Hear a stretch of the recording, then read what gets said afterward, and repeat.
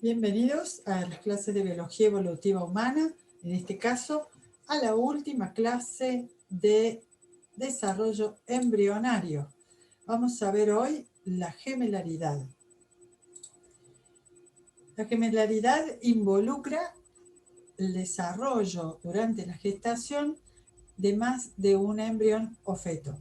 En la misma gestación, en el útero de la mamá, hay 2 embriones en desarrollo o luego 2 o más fetos.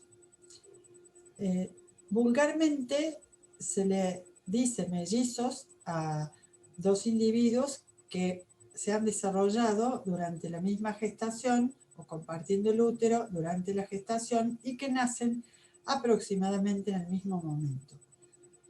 Sin embargo, hay que distinguir que los mellizos, vulgarmente llamados mellizos, son los gemelos disigóticos. Quiere decir que son 2 individuos que provienen de un óvulo que fue fecundado, uno de ellos, y el otro de otro óvulo que ha sido fecundado por otro espermatozoide.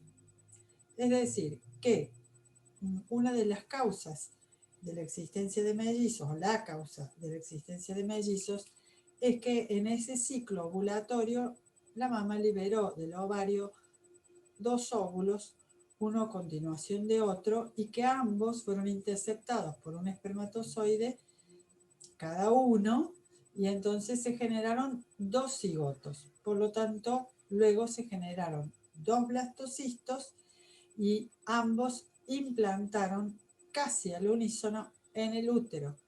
También el desarrollo de estos 2 individuos significa que en el momento del parto se va a producir, con diferencia de minutos, la expulsión de uno y otro. En este sentido, los mellizos son individuos hermanos, por lo tanto comparten aproximadamente en promedio el 50% de sus características genéticas y no son más parecidos ni diferentes que 2 hermanos cualquiera. Lo único que ha ocurrido es que han sido gestados al unísono, en el mismo momento o durante los mismos 9 meses lunares. Los mellizos en realidad se llaman entonces gemelos, porque técnicamente son gemelos disigóticos, es decir, cada uno tiene su cigoto y por lo tanto su embrión y su feto.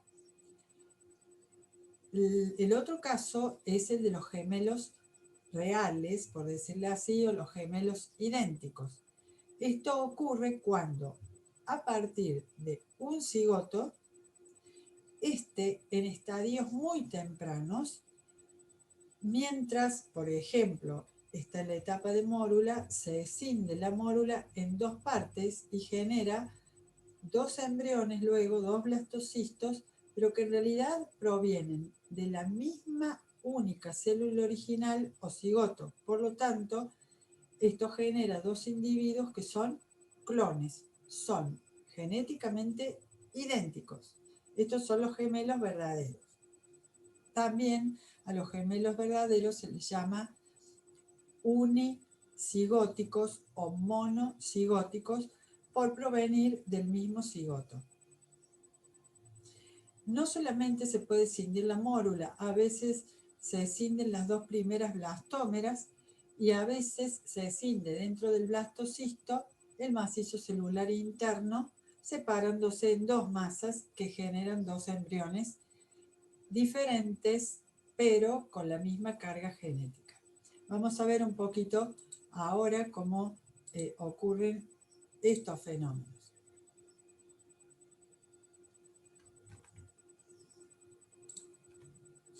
Entonces decimos que técnicamente en biología se llama gemelos o mellizos a individuos que nacen en una sola gestación, siempre que estemos hablando de especies en las que el parto produce habitualmente una sola cría o individuo, como es el caso nuestro, ¿no? La gemelaridad tiene como caso más habitual, por supuesto, el embarazo llamado simple, con un solo individuo. Si no, cuando hay más de un individuo, decimos que es un embarazo gemelar o múltiple. Ya hemos dicho que se conciben a la vez y nacen casi al mismo tiempo. En general, el útero materno se dilata varias veces durante un embarazo,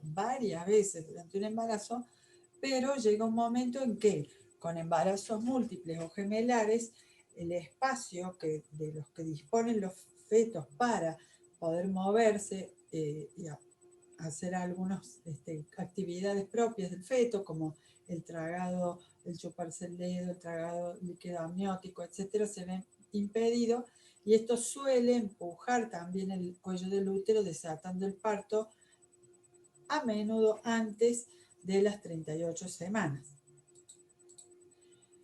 Bueno, como hemos dicho, las causas de la gemelaridad son básicamente dos. Después hay algunas variantes, pero las dos son que un embrión se biparticione, sea en el momento de dos blastómeras, de la mórula o del blastocisto, o bien, como en el caso de los mellizos, que se formen dos embriones a la vez o dos cigotos a la vez en dos fecundaciones distintas, pero que ocurren aproximadamente en el mismo momento en la trompa. Aquí tenemos unos gráficos que nos muestran cómo los gemelos monocigóticos provienen de un óvulo fecundado, se forma el cigoto, comienzan a formarse las dos primeras blastómeras, 4, depende del momento, y por alguna razón se separan o las dos primeras células o dos grupos de células, generando entonces los gemelos monocigóticos o gemelos idénticos. En los gemelos disigóticos o mellizos, en cambio, hay dos óvulos, cada uno fecundado por su espermatozoide, se forman sus blastómeras, sus embriones, su mórula, sus blastocistos, y cada uno de ellos llega al útero materno e implanta, generando también su propia placenta, su propio saco amniótico. En el caso de los gemelos, como si esta decisión ocurre tempranamente antes de que se implante y forme la placenta, suelen implantar juntos y tener o compartir una placenta, aunque tengan cada uno su cordón umbilical. Vamos a verlo de nuevo entonces. Los gemelos monocigóticos vienen de un embrión, de una fecundación típica, y que se escinde en dos por bipartición en fases tempranas del desarrollo. En algún momento en estas fases tempranas del desarrollo, las blastómeras forman dos grupos y dan lugar a dos individuos. Entonces, los gemelos monocigóticos son idénticos, son genéticamente clones, la información genética es la misma. Y cuando uno puede observar que diferencia a cada uno de estos gemelos, no solamente porque hay pequeñísimas diferencias en la apariencia física, sino también de carácter, personalidad, etc. Esto es porque no debemos olvidarnos de que el individuo lo que expresa es el resultado de la interacción de sus genes con el ambiente. Ya en el útero materno puede haber diferencias ambientales para esos dos fetos en desarrollo, aunque sean genéticamente iguales. Los gemelos monocigóticos también se pueden decir univitelinos, porque en general, como hemos dicho, al implantar se dividen luego las dos masas embrionarias, pero ya están implantando, generando solo una placenta, por eso univitelinos, aunque hay otros casos también. Cuidado, porque los gemelos verdaderos, idénticos, monocigóticos o univitelinos, si son genéticamente iguales, tienen que tener exactamente el mismo sexo, exactamente el mismo grupo sanguíneo, exactamente los mismos defectos enzimáticos, etcétera, etcétera. En cambio, los gemelos disigóticos, como cualquier par de hermanos, pueden ser varón y mujer, pueden ser de diferente o de igual sexo, pueden ser de igual o diferente grupo sanguíneo, altura, color de ojos, etc. Los gemelos disigóticos no idénticos se producen, dijimos, porque se han fertilizado dos óvulos, cada uno por un espermatozoide. Aunque se gestan en el mismo embarazo y nacen casi al mismo tiempo, se han originado en fecundaciones separadas. Cuidado, no hay polispermia en el ser humano. O sea, no es correcto plantear que los gemelos se formen a partir de un óvulo que haya sido fecundado por dos espermatozoides. No. ¿Y esto por qué? Porque la especie humana, para que uno sea un humano, tiene que tener 46 cromosomas en las células somáticas, y esto, si ocurriese que un óvulo fuese fecundado por dos espermatozoides, entonces tendría 46 cromosomas más 23 de un espermatozoide extra. Esto daría un número cromosómico que no es el número cromosómico de lo humano. Eso está destinado a abortarse o a perderse como embrión. Bien, ya lo dijimos que la identidad genética de dos mellizos o gemelos disigóticos en promedio es aproximadamente el 50%, como cualquier par de hermanos.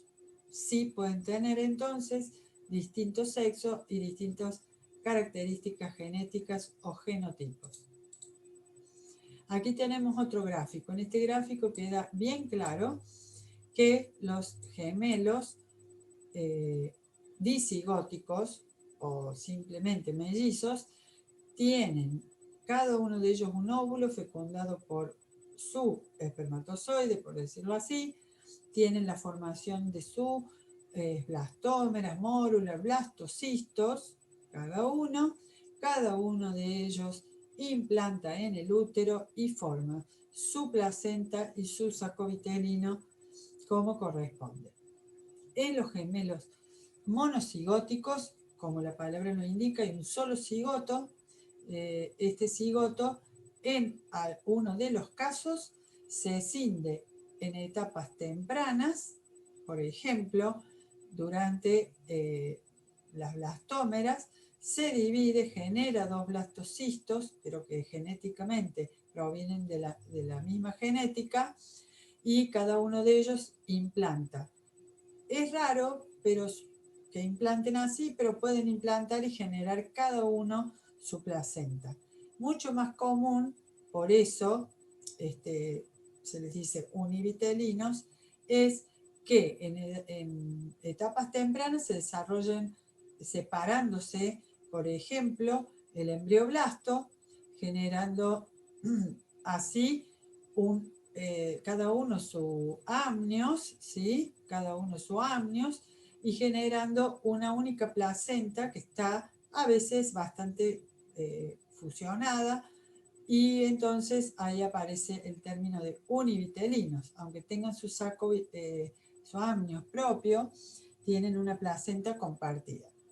El otro caso es que en etapas tempranas del desarrollo se separen a nivel embrionario, a nivel del blastocisto, generándose los dos embriones, pero compartiendo no solo la placenta, sino también el saco amniótico. Esto es bastante común. El caso de tener una placenta y dos sacos amnióticos es el más común en realidad. Aquí tenemos otro esquema, y esto es para mostrar que si la separación a partir del mismo cigoto ocurre antes de los 5 días, o sea, hasta más o menos la etapa de mórula, cada uno va a seguir un camino bastante distinto del desarrollo. Entonces pueden generar su amnio separado y sus, aunque compartan su placenta, y esto se denomina, como puse acá, placenta coriónica, ¿sí? Cada uno genera sus saquitos, pero aunque compartan la placenta.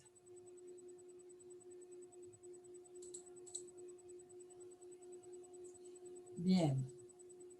Si la escisión de estas dos masas celulares embrionarias se produce más tarde que ese quinto día, ya se están implantando y ya se está formando la placenta. Entonces va a ser monocoriónica porque va a ser una para los dos. Igualmente, como les puse aquí, normalmente cada uno conserva su saco amniótico. También hay embarazos múltiples o multigemelares que implican trillizos, cuatrillizos, quintillizos. En este caso, lo normal es que haya superovulación, es decir, más óvulos liberados por ciclo o por métodos terapéuticos, hormonales, cuando, por ejemplo, se producen tratamientos de fertilidad. Muy bien. Dicho esto, ahora vamos a pasar a otro tema que no es tan agradable quizás, pero que es la teratología, y debemos abordarlo para también tenerlo como base para nuestra propia vida y para el perfil profesional de estas carreras. La teratología es una disciplina que estudia todas las malformaciones que sufren los embriones, y al sufrirse en la etapa embrionaria son persistentes, digamos, en el bebé, en el niño y en el adulto.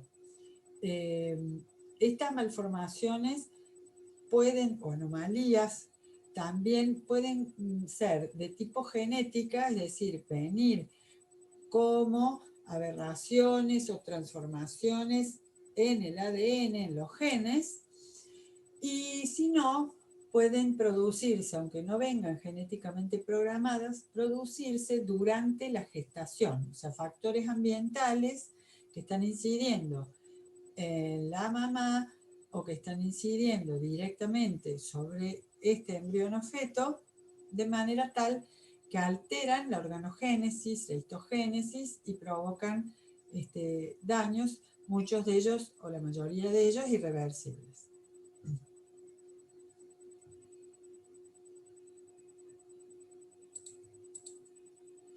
Algunas malformaciones hoy en día prácticamente pasan desapercibidas, puesto que inmediatamente son reparadas, como por ejemplo los labios leporinos o paladares hendidos, que son aquellos paladares que tienen que fusionarse en el centro, en la línea media del paladar, y no lo hacen.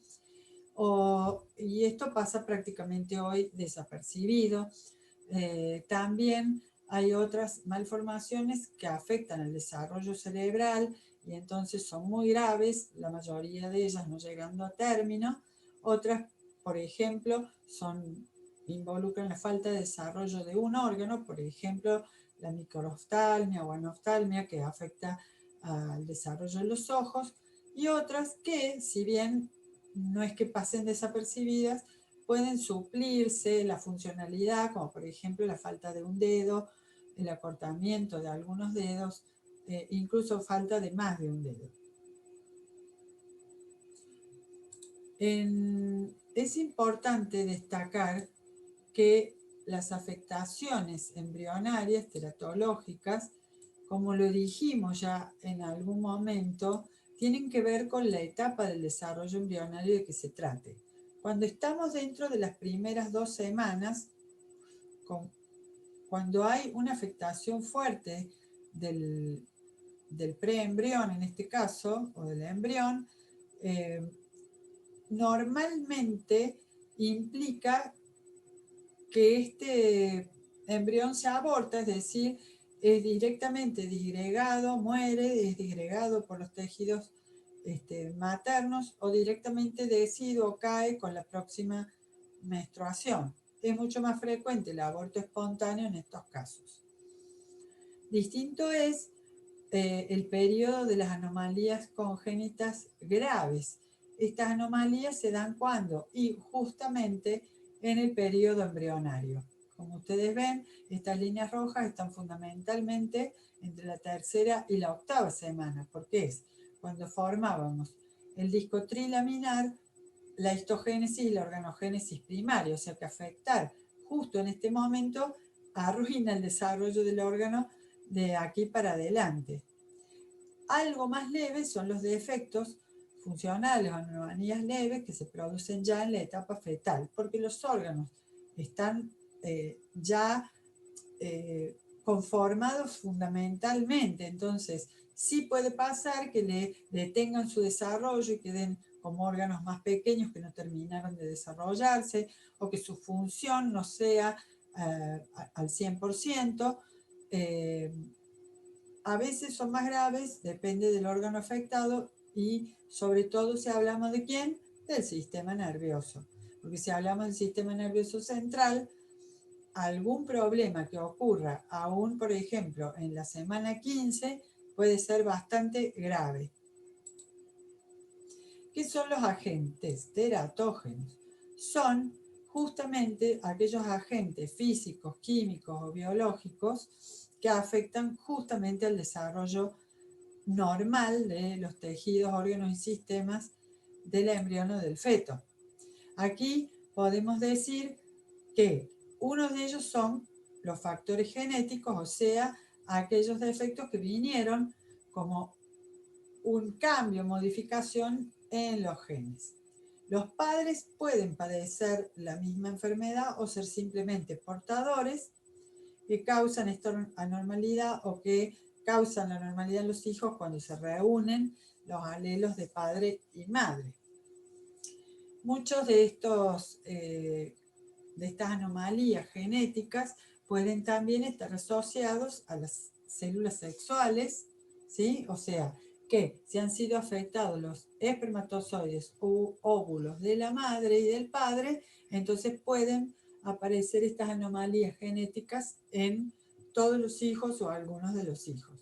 Ejemplos: polidactilia, que es la presencia de más dedos por arriba de los 5 normales; la condroplasia, que es una enfermedad donde no crecen bien las extremidades, que son cortas, pero se desarrolla mucho el cráneo; la microcefalia, que es lo contrario, con una cabeza demasiado pequeña, con poco desarrollo del sistema nervioso central del cerebro, y que en general es grave, muy grave, y ocasiona la muerte a las horas o pocos días de vida.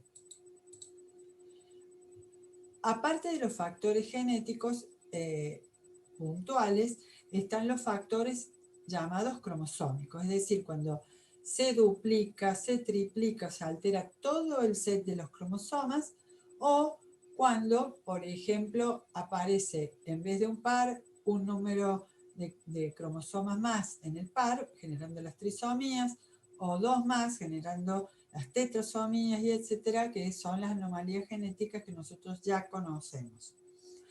También pueden afectar al par sexual. Entonces, a ver, por ejemplo, monosomía en el par sexual, como eran los X0, los Klinefelter, los trisomías como el Down, el síndrome de Turner, etc.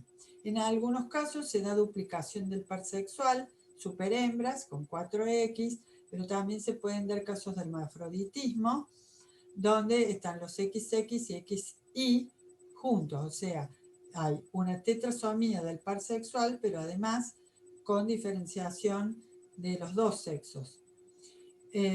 También están las anomalías cromosómicas estructurales, que ya sabemos que son las que cortan segmentos, las que lo duplican, las que se pierden, las que se pierde un segmento en un cromosoma y queda pegado en otro, y etcétera. Esto es muy común que ocurra, por ejemplo, en el daño provocado por las radiaciones ionizantes, como por ejemplo los rayos X o las radiaciones gamma y todo lo que se utilizan, por ejemplo, para las bombas de cobalto y radiación para atacar las células cancerosas, etc. Bueno, además entonces de los genéticos y cromosómicos, tenemos los factores llamados ambientales, es decir, ya no vienen de los padres o de la madre o traído como mutación por el feto, sino que vienen del ambiente. Los factores ambientales teratógenos son muchísimos, porque en realidad hasta lo que no es dañino, en exceso puede llegar a ser dañino para el feto, y pueden actuar tanto a nivel puntual en los genes, a nivel de los cromosomas, dañando cromosomas completos. Y bueno, en realidad si queda esto anclado y pasa a las células sexuales, va a ser transmitido a los descendientes, o sea, heredable. Los factores ambientales se pueden clasificar en primer lugar como todo lo que sean sustancias químicas, y luego también tendremos drogas, remedios, digamos, o prescripciones químicas, los pesticidas y todo lo que son los venenos para la agricultura, la ganadería, algunos fármacos que se utilizaron y que no tuvieron las suficientes pruebas previas y que generaron malformaciones, como el caso de la talidomida, los agentes infecciosos, que serían los biológicos, y finalmente las famosas radiaciones ionizantes muy nocivas. Entonces, vamos a hacer un pequeño paneo por, primero, las sustancias químicas, las que son de tipo alcaloides, como por ejemplo las que tienen las morfinas, muchas drogas, algunos que contienen, por ejemplo, el tabaco. Estos en general presentan fetos que tienen muy bajo peso al nacer, es decir, no han podido crecer lo que tienen que crecer, son débiles y propensos, por supuesto, a síndromes y enfermedades. En general, los antibióticos no son nocivos todos, hay algunos que sí, pero eso viene hoy bastante conocido y prácticamente se han sacado de la venta aquellos que son dañinos para la gestación. Muchas indicaciones de hormonas también han sido interrumpidas por haberse visto que son dañinas también, o como disruptores hormonales, es decir, aquellos que interfieren en estos mecanismos de control de los niveles hormonales, generando que algunas hormonas desaparezcan o bajen de nivel, y otros casos generando un efecto virilizante o masculinizante, por ejemplo, y otros feminizante. Vaya para mencionar esto las hormonas con las que se les inyecta a los animales para lograr mayor peso en menor tiempo, como por ejemplo cerdos, vacas, pollos y otros de la alimentación humana. Bueno, hemos dicho que también hay fármacos suministrados que son bastante nocivos, depende de la dosis y el momento en que se le dan a la embarazada, como por ejemplo todos los anticonvulsionantes, antiepilépticos, algunos también o medicamentos oncológicos o antitumorales. Lo que llamamos habitualmente drogas, sean estas lícitas o ilícitas, digamos, suelen ser facilitadoras de que los fetos nazcan con bajo peso o bien con algunas malformaciones. Entre ellas las viejas drogas como el ácido lisérgico, la marihuana, la cocaína, pero hoy también están todas las drogas de diseño que también en algunos casos se conocen sus daños y en otros ni siquiera se sabe todavía, como son tantas, cuáles son las dosis, los momentos del embarazo que pueden generar realmente malformaciones. Ya hemos dicho que los pesticidas agroquímicos muchas veces son órganos fosforados, son directamente venenos aplicados, tirados sobre la tierra, sobre los alimentos, sobre el ambiente y que llegan a las mujeres embarazadas por infinitas vías, ingresando y dañando el feto. Y la talidomida, que ya le hemos mencionado, que fue una sustancia dada en los años 50 a las, eh, para conseguir otros efectos, pero que no se había detectado, no se sabía que provocaban malformaciones. Hubo muchísimos individuos que nacieron sin brazos, sin uno de los brazos, o incluso sin brazos y sin piernas, por efecto de esta sustancia suministrada a las mujeres. Entre los agentes infecciosos que pueden pasar, por supuesto, la barrera placentaria, si no, no estaríamos hablando de teratogenia, están algunos virus, como por ejemplo el virus de la rubéola, que genera malformaciones tales que los fetos suelen o bien no vivir, ser abortados, o bien genera ceguera, falta de audición y otras malformaciones en el sistema nervioso. El citomegalovirus, que puede dar una microcefalia, por supuesto que esto con poco desarrollo del encéfalo y la cabeza trae, por supuesto, un retraso intelectual importante, de efectos también en los órganos sensoriales, etc.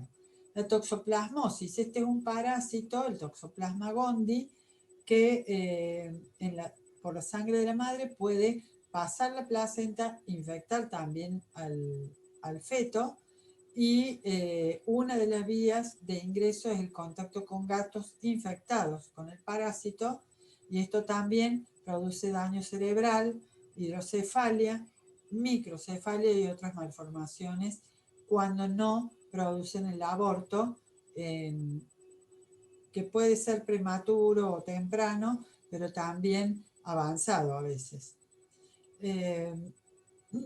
También la bacteria de la sífilis puede pasar al embrión y producir una serie de malformaciones, incluso la meningitis fetal. Finalmente, radiaciones ionizantes. Las radiaciones son, algunas las vemos, como por ejemplo la luz del sol, la luz artificial, y otras que no vemos.